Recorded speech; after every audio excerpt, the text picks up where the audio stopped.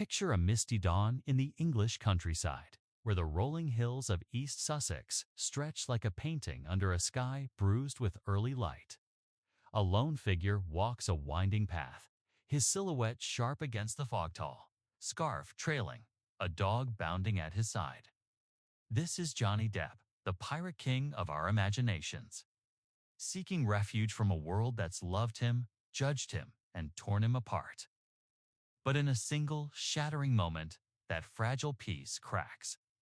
His rescue dog, a hulking bull mastiff named Bourbon, slips his leash and bolts across the fields. In a blur of instinct, two sheep-gentle fixtures of this pastoral dream lie dead, their wool stained red. The headlines scream tragedy. But the real story runs deeper. A tale of a man whose heart beats for the broken. A dog forged in neglect, and a collision of love and loss that echoes far beyond the tabloids. This is Johnny Depp's untold chapter, where compassion meets chaos, and redemption is wrestled from regret. Rewind the tape to a boy in Owensboro, Kentucky, where the air hums with cicadas and the weight of a turbulent home. Johnny wasn't born to glitz. He was shaped by grit, strumming garage band chords to drown out the discord of his childhood. Acting became his escape, a way to slip into skins that felt braver than his own. By the time he was Jack Sparrow swaggering across the Black Pearl, he'd crafted a persona that danced between rebel and romantic. But beneath the coal and charisma, Johnny craved something raw, unscripted. That's where animals came in: his dogs, his anchors. Pistol and Boo, those scrappy Yorkshire Terriers, were more than pets. They were confidants who curled up beside him on film sets, oblivious to the cameras. He'd whisper to them between takes, their tiny paws grounding him in a world that spun too fast. In 2015, they nearly cost him everything. Smuggled into Australia during a pirate's shoot. They sparked a national uproar: biosecurity threats, a minister's ultimatum, the specter of euthanasia. Johnny's apology was a rare glimpse of vulnerability. "I'm sorry for the mess," he saved them, whisking them to safety, but the scars lingered. From then on, rescuing dogs became his quiet defiance against a life that often felt like a cage. Fast forward through the storm's divorce. Lawsuits, the court of public opinion that branded him villain before hero. By 2025, Johnny had retreated to East Sussex, drawn by the ghost of a friend. Jeff Beck, the guitar legend, had hosted him during lockdown, their nights filled with riffs and whiskey-soaked stories. When Jeff died in 2023, his estate became Johnny's haven. He leased a rambling manor, its ivy-clad walls whispering of centuries past, far from the Cotswolds' celebrity sprawl. Locals in Wathurst spotted him at the Middle House pub, his fedora low, nursing a pint in the corner. He'd wandered to Folly Wildlife Rescue, hands in pockets, watching volunteers mend broken wings. Here, Johnny wasn't a star. He was a man piecing himself back together, one quiet moment at a time. Into this sanctuary came Bourbon, a bull mastiff with eyes like storm clouds. Found chained in a grim London yard, his ribs sharp under matted fur. Bourbon was a survivor of cruelty school. At the shelter, Johnny saw himself in those wary eyes, a soul battered but unbowed. Kneeling in the mud, he offered his hand, and Bourbon's tentative nuzzle sealed their pact.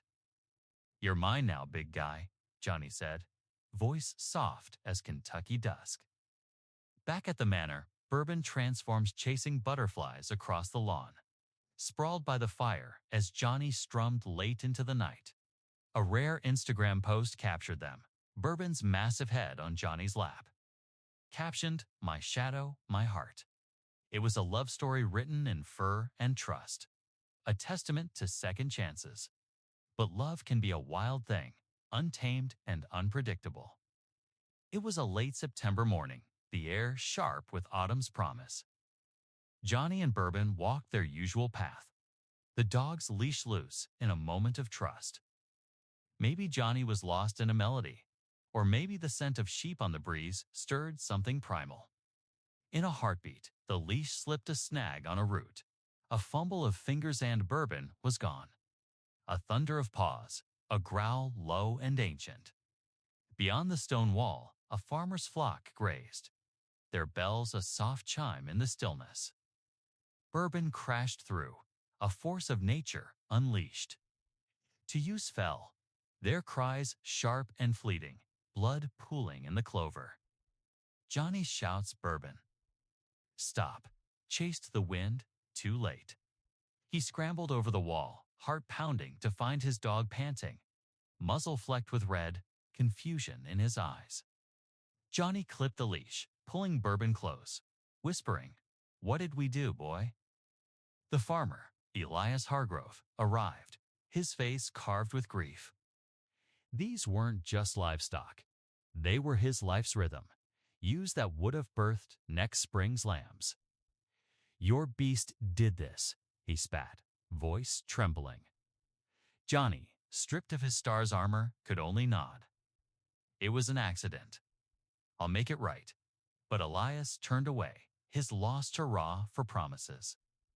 Police took statements, a formality that felt like judgment. Johnny led Bourbon home, the manor's gates closing like a curtain on his shame. The news broke like wildfire. Depp's dog slaughters sheep, screamed the headlines. Social media erupted calls for Bourbon's destruction, accusations of Johnny's negligence. He sat in his library, Bourbon at his feet, the dog's heavy breaths a counterpoint to the silence. A glass of whiskey sat untouched, its amber glow mocking the chaos. Johnny scrolled through the vitriol, then shut his phone off. He thought of his mother, Betty Sue, who'd rescued strays with fierce love, teaching him that every broken thing deserved a chance. Had he failed Bourbon himself? The questions burned as he sank to the floor, burying his face in the dog's rough coat. "We'll fix this," he murmured, though to whom wasn't clear. Morning brought resolve. He penned a letter to Elias Sincere, handwritten with a promise of restitution and a crate of local cider as a gesture. "I can't undo the hurt, but I'll stand by you," it read. Elias, softened over time, accepted with a gruff handshake at the pub.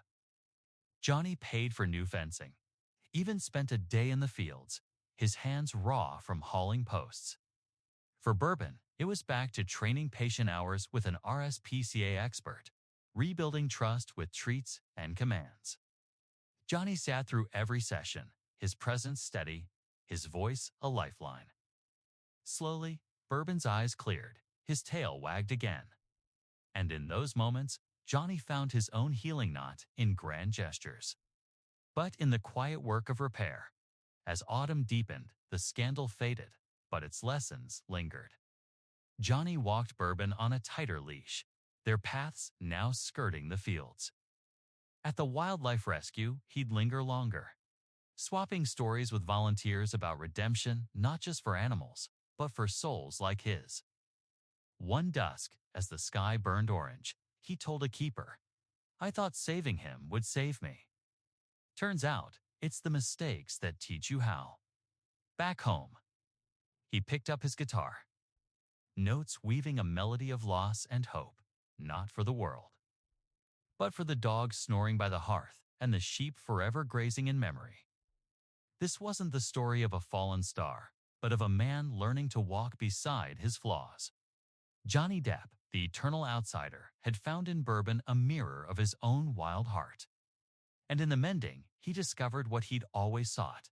Not perfection, but the courage to keep loving even when it hurts. Fade out on the Sussex hills, where man and dog move as one.